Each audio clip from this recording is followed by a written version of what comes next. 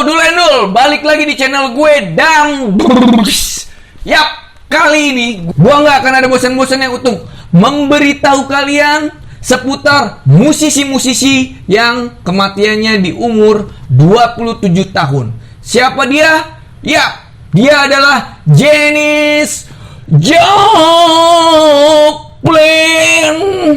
Gimana sih keseruannya? Mari kita bahas.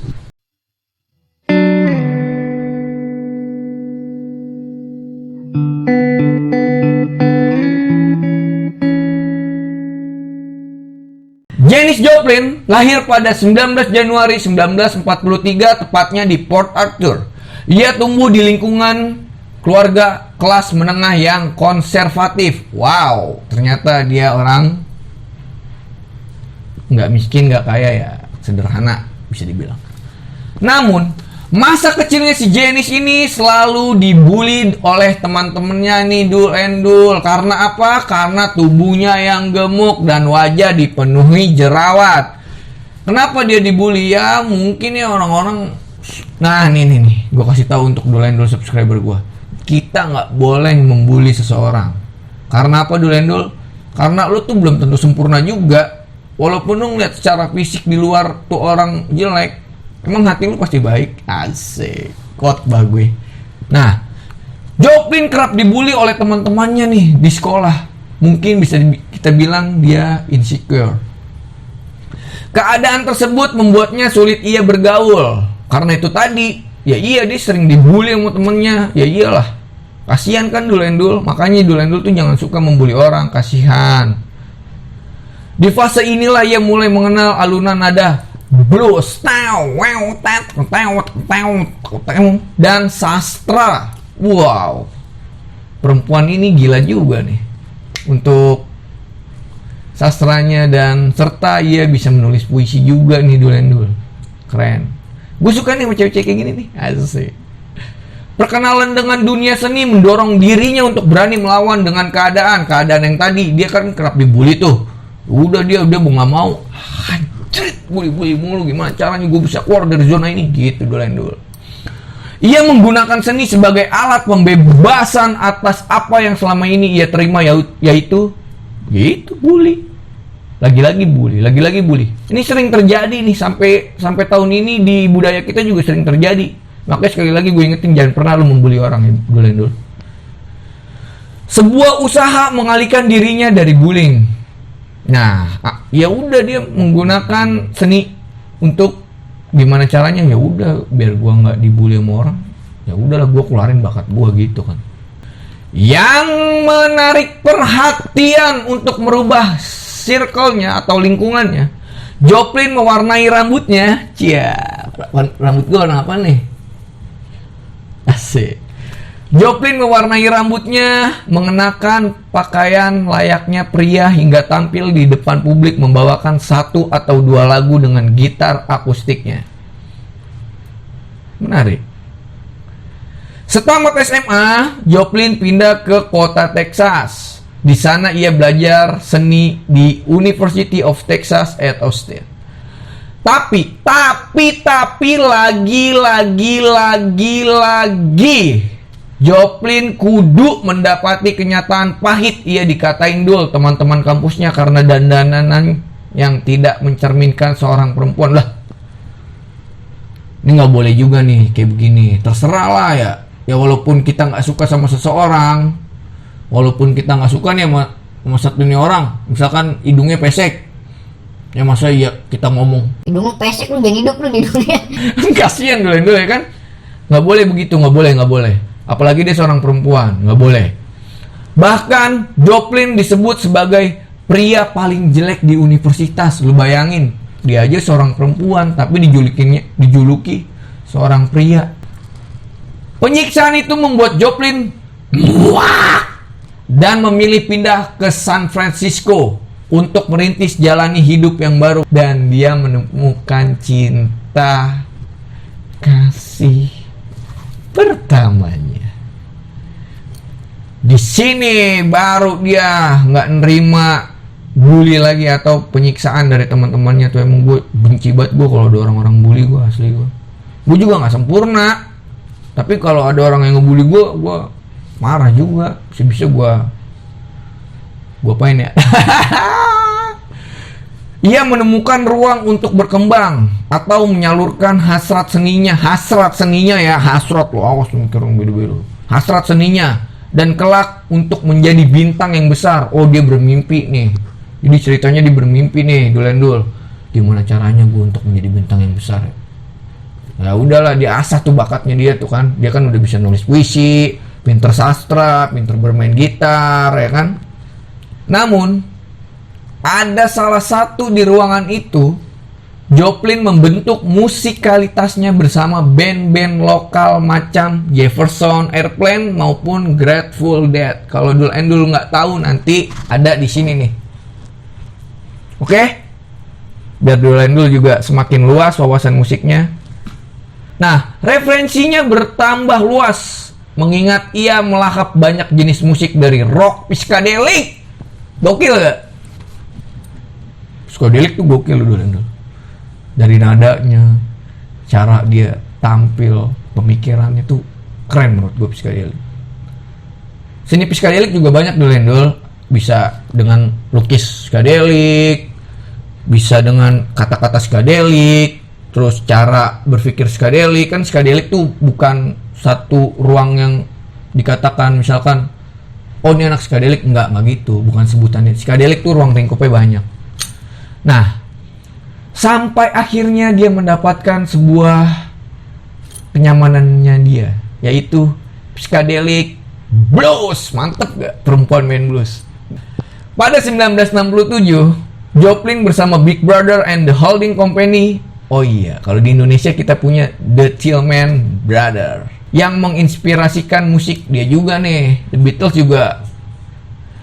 Beatles juga ininya terinspirasi sama musisi asal Indonesia kita, Dul. Makanya kita tuh harus bangga dengan musik Indonesia kita, dengan budaya. Sayangnya nih orang-orang kita nih sok-sok. Bahkan Kus Plus pun terinspirasi oleh The Tillman Brothers. Nah, nggak cuma sampai situ. Ia mengeluarkan album debut yang berjudul Self Title. Materi album ini begitu bernas, senyawa rock dan psychedelic yang dimainkan mereka di keseluruhan lagu menyatu secara paripurna. Buset, kayak DPR aja nih. Maaf Ibu DPR, kita bukan ngomongin politik ini, kita lagi ngomongin musik, Bu. Nah, album debut itu sebagaimana ditulis Rolling Stone dalam Goodbye Janis Joplin, membawa kesuksesan besar bagi Big Brother and the Holding Company. Rilisan mereka memenuhi toko rekaman Seantero di Amerika. Joplin juga mulai menghentak panggung-panggung besar seperti Monterey Pop Festival. Oh, sama nih kayak si Jimmy nih. Dia juga menghentak debutnya lewat festival-festival pop, tapi musiknya blues rock ya gak? Keren. Di hadapan puluhan ribu mata, Joplin sukses bikin heboh para penonton yang ada di sini. Para penonton, bapak-bapak, ibu-ibu, semuanya dengerin Janis Joplin. Nah, Big Brother and the Holding Company, catat The Telegraph, berlanjut pada 1968. Album mereka Cheap Thrills yang menawarkan aroma tetap blues. Gue cinta banget dulu sama musik blues asli. Bukan cinta karena sama jenis Joplinnya, karena alunan nada blues tuh Nah, dia menawarkan aroma blues seperti aroma kita kalau minum kopi gimana sih aroma? Wah, ini aromanya enak nih, aroma pandan. Ya ilah, ya kan? Kalau kita merokok, oh ini aromanya ini gitu, Dul. Nah, nggak sampai situ. Terjualah jutaan kopi dari album Cheap Thrills. Oh, tuh syukurin. yang sering membuli Janis Joplin, dia bisa kan membuktikan bahwa dirinya bisa menjadi bintang atau superstar di dunia musik dunia. Nomor-nomor seperti Ball and Chain sampai Piece of My Heart meledak di pasaran. Wow, sungguh luar biasa. Janis Joplin adalah bintang pada masanya. Iya, betul sekali. Dia perempuan sangat cantik menurut gua dan menjadi bintang. Nanti nih ada fotonya di sini nih. Ia penyanyi dahsyat. La la la, ye. Enggak. Bukan dahsyat itu. Zaman dulu juga udah terdahsyat. Vokalnya kerap kali disebut-sebut kombinasi dari Billie Holiday. Nah, dulu tahu gak nih Billie Holiday siapa? Billie Holiday itu yang menciptakan salah satu lagu. Pasti pernah dengar lah. Salah satu lagunya tuh Gloomy Sunday. Ada Bessie Smith juga dan ada Aretha Franklin. Nah, di sisi lain Joplin juga seorang pemberontak dul. Ya jelas lah jiwanya tuh pasti punk. Punk tuh bukan berarti punk jalanan yang mak bapak lo kira tuh punk ini ya anarkis ya. Tuh gue juga dul, sorry nih. Sedikit gue menceritakan soal kepangan. Punk tuh bukan berarti kan kita anak jalanan terus meresahkan warga, meresahkan masyarakat. Bukan. Punk tuh artinya luas dul.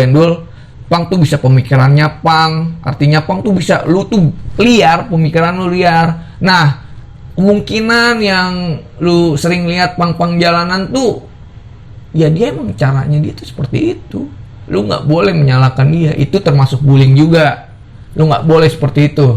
Nah, untuk orang tua subscriber saya ini yang baik hati dan cinta damai, saya harap ibu dan bapak sekalian asik memikirkan hal punk tuh bukan seperti itu. Punk juga sama kok, kayak kita punya hati nurani yang baik, punya pemikiran dan sosialisasi dan solidaritasnya yang sangat tinggi. Bahkan punk itu lebih dari manusia biasanya. Dia tuh kalau udah solidaritasnya tinggi, lu mau di depan dia kecebur empang juga bakalan dibantuin. Itu bahasa kasarnya ya untuk bapak-bapak ibu di luar sana. Nah, ia berdiri di garda paling terdepan generasi bunga. Asik, gue juga pecinta bunga karena gue punya tato bunga nih. Yang konsisten dan mengkampanyekan gerakan anti perang. Keren nih cewek nih. Keren banget nih cewek nih. Segala capaian tersebut membuat majalah Fuju pada 1968 mendefinisikan Janis Joplin sebagai perempuan paling hebat di dunia. Nah, tuh, makanya jangan suka ngebully orang. Lu nggak bakal tahu di suatu saat dia akan menjadi seperti apa. Ya, ini banyak nih. Buat pembelajaran gue juga sih. Gue bukan ngajarin lo, tapi buat pembelajaran gue juga. Namun kamu jauh sebelum tenar. Joplin hidup dalam kemuraman. Walaupun dia hidupnya sederhana, nggak kaya, nggak miskin, tapi merasa dirinya tuh sering murung, muram, sedih. Karena apa sih? Masa mudanya itu dibentuk oleh 3 hal. Kesepian, penyiksaan, serta perasaan yang rapuh. Ya gimana sih Dul? Ini perempuan loh. Lu bayang ini tuh perempuan. Kita sebagai laki-laki aja, kalau kita nggak dihargain sama orang, gimana perasaan lu? Nah, ada yang berkutip seperti ini Dul. Apa yang orang-orang tidak tahu dari Janis Joplin?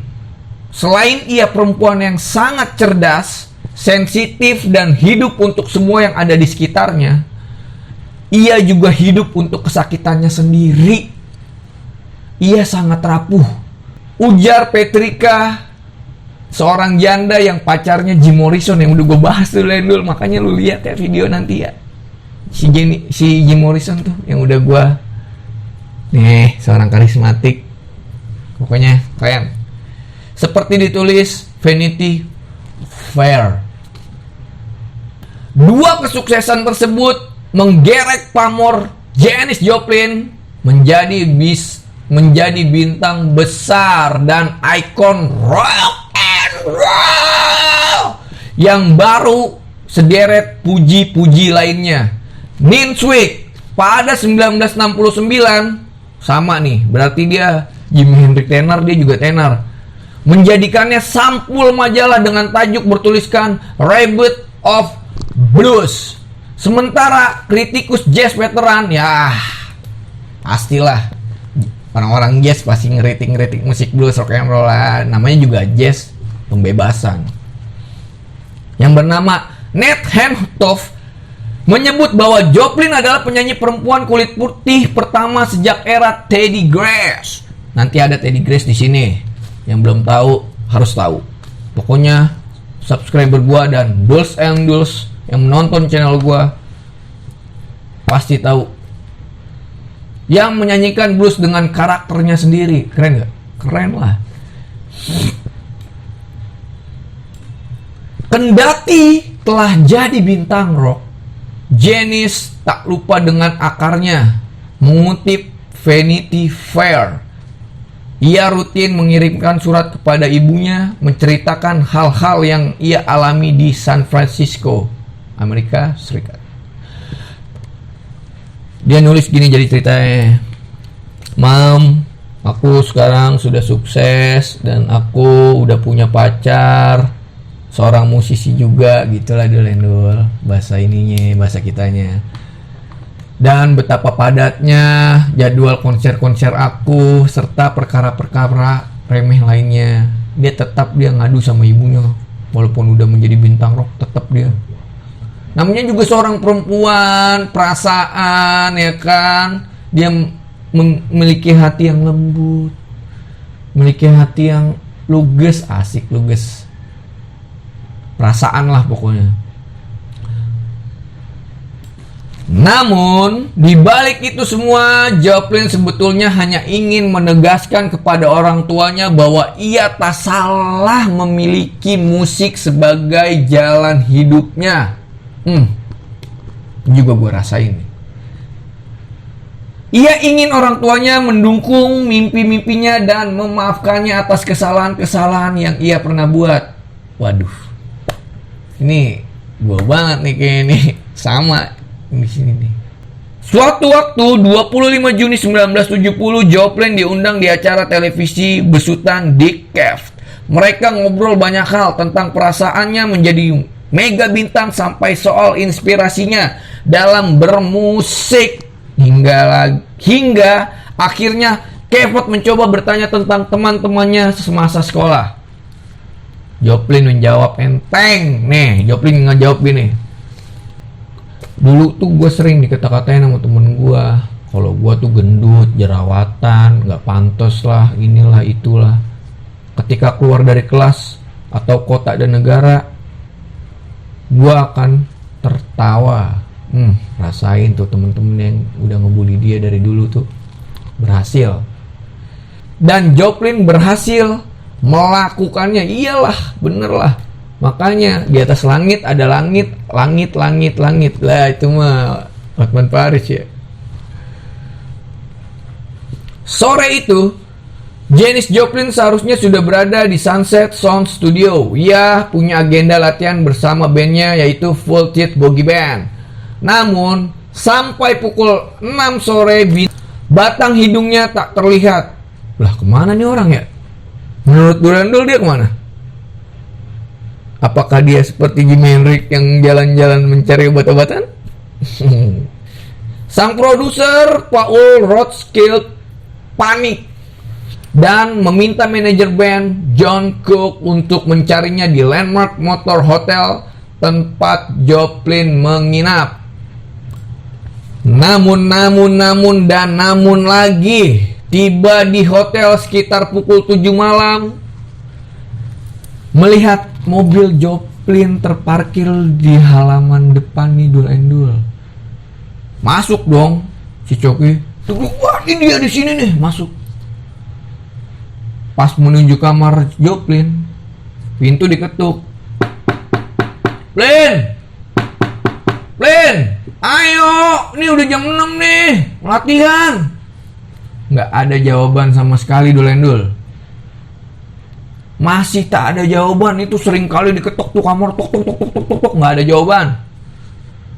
Lah, si Cook mulai was-was tuh, wah kenapa nih? Padahal bisa aja sih kalau gue mau gue dobrak aja tuh. Tapi ia turun ke bawah untuk meminta pengurus hotel yang bernama Jack Heggie membuka kamar Joplin dengan terpaksa. Pintu udah kebuka, kesunyian menyelimuti seisi ruangan. Mata Cook mencari-cari di mana Joplin berada hingga akhirnya di satu titik si Cook menemukan Joplin terbaring di atas tempat tidurnya.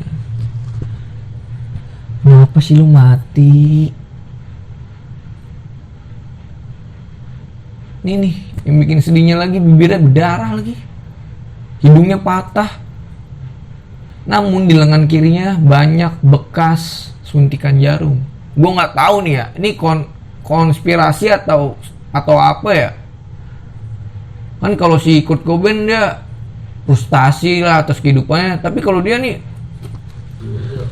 tepat 48 tahun silam di usia yang masih 27 tahun. Ya Allah, gue baru 25 tahun ini. Masih banyak mimpi-mimpi gue yang belum gue bisa ini, tapi mereka kenapa sih ya? Mudah-mudahan sekali lagi gue ingetin, jangan meremehkan orang dan bully ya kawan-kawan, Dul Enduls. Karena lu bisa merusak psikologis manusia, kasihan.